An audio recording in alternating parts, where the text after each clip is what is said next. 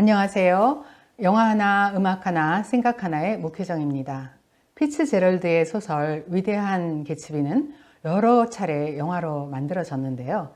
2013년작 작품도 연출과 음악에 대해 이야기할 것이 많지만 오늘은 로버트 레드포드가 개츠비 역할을 맡았던 1974년 작품과 이 영화 속 오래된 추궁기에서 흐르던 When You and I Were 17 이라는 음악이 어떻게 쓰였는지 이야기해 보겠습니다.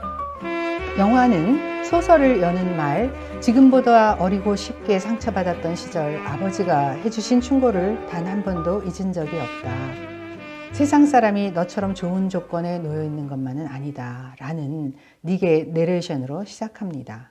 마무리도 소설의 끝부분, 그 꿈이 이미 지나가 버린 꿈이라는 것을 그는 알지 못했다라는 내레이션으로 하죠.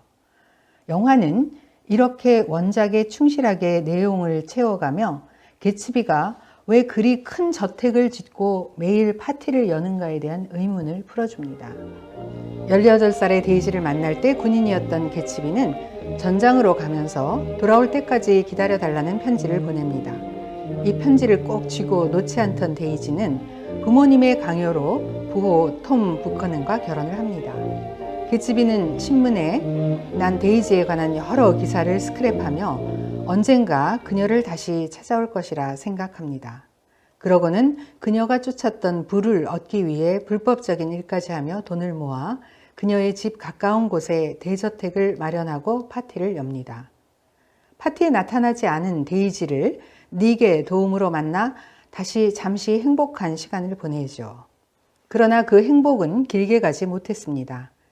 개츠비, 데이지, 톰의 갈등이 고조되던 끝에 자동차 운전 중 사망자가 생긴 일에 책임을 뒤집어 쓴 개츠비는 피해자의 남편의 총에 맞아 죽게 됩니다. 오늘의 음악 When You and I Were 17 이란 노래는 소설에선 언급되지 않았지만 영화에서는 절묘하게 사용되었습니다. 음악감독 넬슨 리들은 실제로 영화의 배경시기인 금주법 시대에 가수 활동을 했던 닉 루카스의 노래를 가져왔는데요. 두 씬에서 이 곡이 사용됩니다.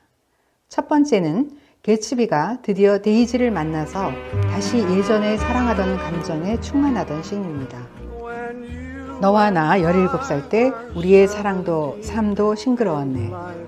세상은 온통 푸른 벌판이었고 하늘은 파랗게 미소 지었던 그 천금 같은 봄날이라는 가사와 로맨틱한 선율이 두 주인공의 감정을 표현합니다. 두 번째는 영화의 말미에 개츠비가 자신의 죽음이 가까이 와 있는지를 모르는 채 데이지를 기다리며 다시 이 노래를 추금기를 통해 듣는 장면입니다. 데이지가 개츠비를 만난 것은 18살 때이며 개츠비가 새로운 삶을 꿈꾸며 이름을 바꾼 것이 17살 때로 소설에 쓰여 있는데요. 노래 가사의 나이가 주인공들의 중요한 시점의 나이와 또 그 시기의 감성과 들어맞는 그런 노래가 선택된 것이죠.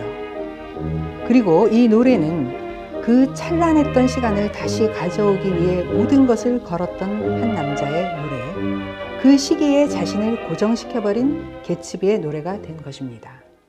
이렇게 어느 한 시기의 정서와 욕망에 발을 딱 붙이고 있는 사람은 집착에서 벗어나지 못하는 문제적 인간일 수도 있을 것입니다.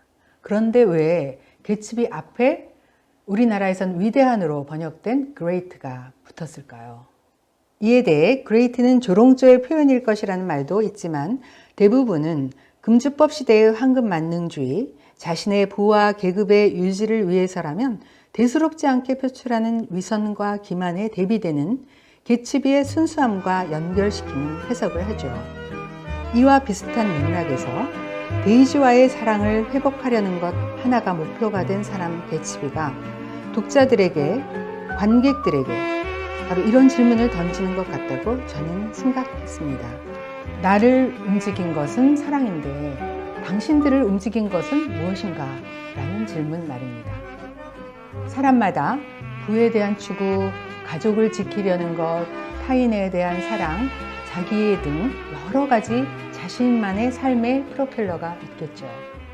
이런 것들 중에 나를 움직이었던 것은 무엇이었으며 지금의 행동들의 동기는 무엇인가를 소설이나 영화를 다시 볼 때마다 생각하게 되는 것 같습니다. 다음 시간에는 프랑스 영화 한 편 준비하겠습니다. 감사합니다.